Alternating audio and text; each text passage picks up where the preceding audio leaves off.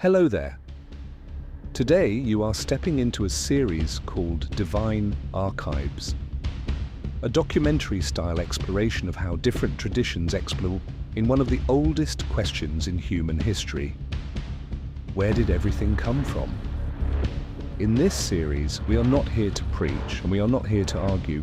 We are simply examining the records, the narratives, and the interpretations that have shaped civilizations. And what is important to understand is this: these are not just stories in a historical sense. For millions of people, they represent structured explanations of reality itself. We begin with one of the most influential perspectives on creation in Islamic tradition. And to understand it properly, it cannot be viewed as a simple origin story.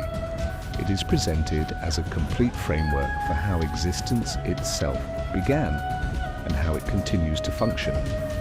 In this framework, the concept of God is not described in physical terms. There is no form that can be compared to anything within creation. No division of power, no equal presence, no limitation tied to space or time, only absolute unity. And this distinction is important because it separates the creator from everything that exists within creation.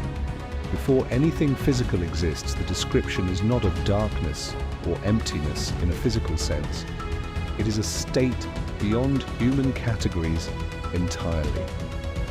No space as we understand it, no matter as we understand it, no time as it is experienced within the universe, only the existence of the Creator beyond comparison. From this point, creation is described as beginning not through movement or evolution, but through will. When something is intended to exist, it comes into existence not through physical processing, not through trial or randomness, but through command. And this concept of command is central to how creation is framed. It implies that existence itself is dependent on intention, not chance. Then the focus shifts to the structure of the universe. The heavens and the earth are described as once being a unified state, a single connected condition of existence, before becoming distinct layers of reality. This separation is not described as conflict or explosion.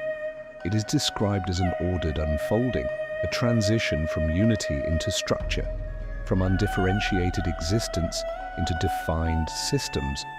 And once structure exists, order becomes visible. Space becomes distinguishable. Layers of reality form. Systems begin to operate in balance with one another.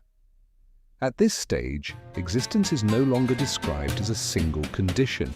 It becomes layered, organized, and structured in a way that maintains consistency.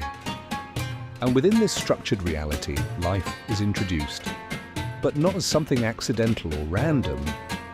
Humanity is described as originating from a simple physical foundation, something humble, something basic. Then life is given awareness, then understanding, and then responsibility within the structure of existence. Which means in this narrative, human beings are not placed outside the system. They are placed inside it, as part of it, but with a distinct role. However, even with this description, creation is not treated as something observable. It is not presented as a physical event witnessed in time. Instead, it is described as a process beyond human perception, something that unfolds according to will, not visible mechanics. And this is where interpretation becomes wider, because when this account is compared to other traditions, the differences become more visible. Some traditions describe creation as beginning with a single command. Others describe it as cycles with no clear starting point. Some describe existence as eternal, with no origin at all. And others describe reality as emerging from natural principles without a directing force, which leads to a deeper question. Not simply what happened first, but whether the concept of first even applies when discussing existence itself. Because time itself is part of what these systems are trying to explain. And if time is part of creation, then the idea of a beginning may already be a limitation of human understanding. And in the next part of this series, we move into a completely different account of creation, one that does not depend on a single starting point at all.